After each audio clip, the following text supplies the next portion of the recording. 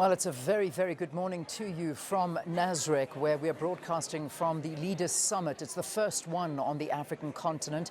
We're at the Nasrec Expo Center in Johannesburg. Over 40 heads of state and government and representatives of the G20 member states, as well as United Nations Secretary General Antonio Guterres, are attending the two-day summit. President Cyril Ramaphosa will deliver the opening address at the summit at around about 10 o'clock this morning. Gathered under the theme, Solidarity, Equality and Sustainability, the summit will discuss debt reduction for lower-income countries, mobilizing finance for just transition, and ensuring inclusive growth, among other issues. There are, however, fears that the meeting will end without the summit declaration after the US boycotted the event. Most countries have lauded Pretoria for hosting the gathering. The G20 Summit involves strict traffic control and road closures to ensure smooth and secure travel for convoys and delegates. Residents and motorists should expect delays and plan alternative routes during key moments when roads are closed for security reasons. Now, SABC News reporter Lerato Makola is on standby to give us an update of what to expect. Lerato, I can imagine now that there must be major interruptions, because this is the time where we'll be seeing a lot of the leaders making their way here to the F&B and Nasrec Expo Center. That's exactly where we are broadcasting from. But I know roads in and around the city are expected to be shut down. What's it like where you are?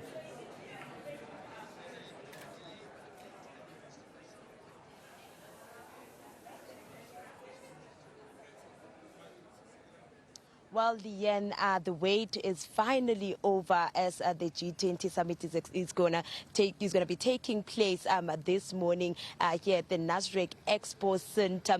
Well, I must say that police visibility has been intensified around the Nasrec Expo Center and around the F&B Stadium, as we are a few hours away from kickstarting the summit. Well, I must say that it's the first time the G20 Summit is being held on the African soil, and it's a privilege for South Africans to be hosting this G20 Summit, and the SABC as the host, the broadcaster of the G20 Summit. But we are outside the FNB Stadium monitoring the traffic. Right now, I'm just going to engage with the JMPD spokesperson, Xolani Fihla, just to tell us more about today's traffic. Thank you so much for your time, Xolani Fihla. Well, first day of the G20 Summit. Well, can you please tell us about the state of readiness as the JMPD for today? Thank you so much for the opportunity, Lerato. Let me greet the viewers.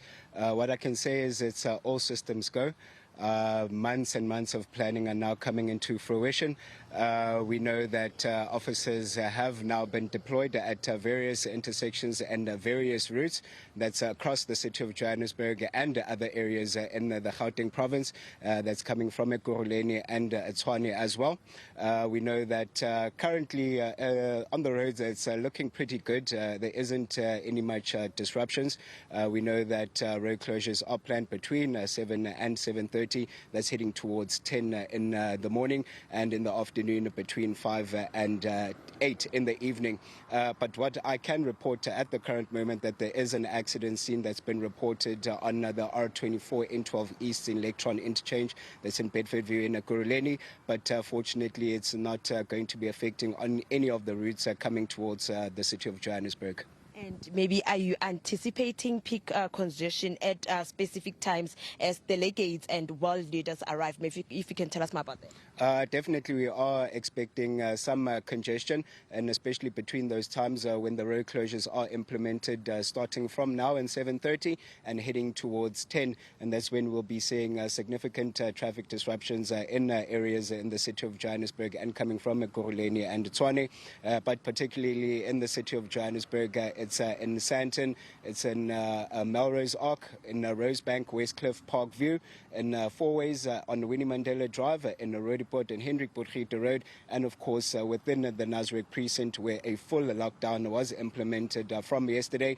and certain routes now have been completely blocked off. That's the Golden Highway next to the Johannesburg Expo Center, Rancho Road, a portion of it on the northern portion that's completely blocked off, and Nasrec Road with limited access for officials. And maybe what measures have been put in place to ensure the swift movement of delegates on the roads as they move from point A to point B, from their accommodation sites to the summit venue?